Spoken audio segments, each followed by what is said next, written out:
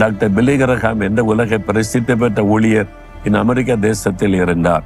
அவர் ஒரு சமயம் ஒரு தீவு, பிரபலமான தீவுல கூட்டம் ஒழுங்கு செய்யப்பட்டிருந்தது. அந்த தீவுல தான் அந்த நாட்களில உலக பணக்காரர்களுள் ஒரு மனிதர் வாழ்ந்து கொண்டிருந்தார். அவருக்கு எத்தனை எண்ணெய் கிணறுகள், கப்பல்கள், பெரிய பெரிய பிசினஸ், பெரிய செல்வந்தர். அவர் டாக்டர் பில்லி கிரஹாமை பார்க்க வேண்டும், தன்னுடைய வீட்டிற்கு அவர் என்னை சந்திக்கும்படி ஒழுங்கு செய்ய வேண்டும் என்று கூட்ட நடத்தினிடத்திலே கேட்டுக்கொண்டார். அதனால அவர் தன் வீட்டுக்கு அன்போடு அழைத்ததனால டாக்டர் பில்லி கிரஹாம் இந்த தெய்வ ஊழியக்காரர் போனார்.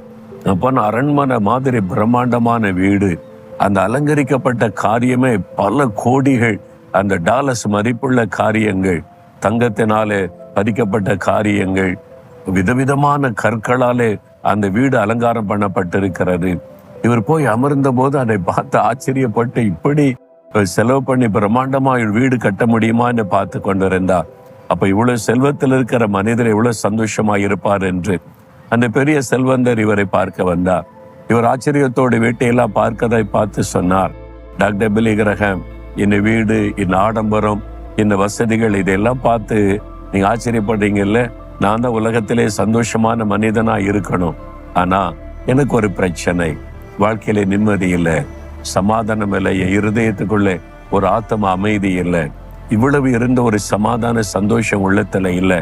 அதை பற்றி தெரிந்து கொள்ளத்தான் உங்களை பேசுவதற்கு நான் அழைத்திருக்கிறேன் என்பதாய் சொன்னார். அப்பொழுது மெய்யான சமாதானம், இயேசு கிறிஸ்து கொடுக்கிற தெய்வீக சமாதானம் என்பதை டாக்டர் பில்லி கிரஹாம் விளங்க பண்ணினார். அதற்காக சிலுவையிலே இயேசு தன்னையே பலியாய் கொடுத்து நமக்கு இந்த சமாதானத்தை சம்பாதித்திருக்கிறார். அவர்தான் சமாதான பிரபு. அவர் உள்ளத்தில் வரும்போதுதான் மெய்யான சமாதானம் உண்டாக முடியும் என்று சொல்லி இயேசு கிறிஸ்துடைய சமாதானத்தை பெற்றுக்கொள்ள வழி நடத்தினார். இன்னைக்கு உங்களுடைய உள்ளத்தை யோசித்து பாருங்க. பணம் இருக்கலாம், பதவி இருக்கலாம், உலக வசதி இருக்கலாம், சமாதானம் இருக்கிறதா, நிம்மதி இருக்கிறதா? அந்த மெய்யான சமாதானத்தை இயேசு உங்களுக்கு கொடுக்க விரும்புகிறார். அவர்தான் சமாதான பிரபு.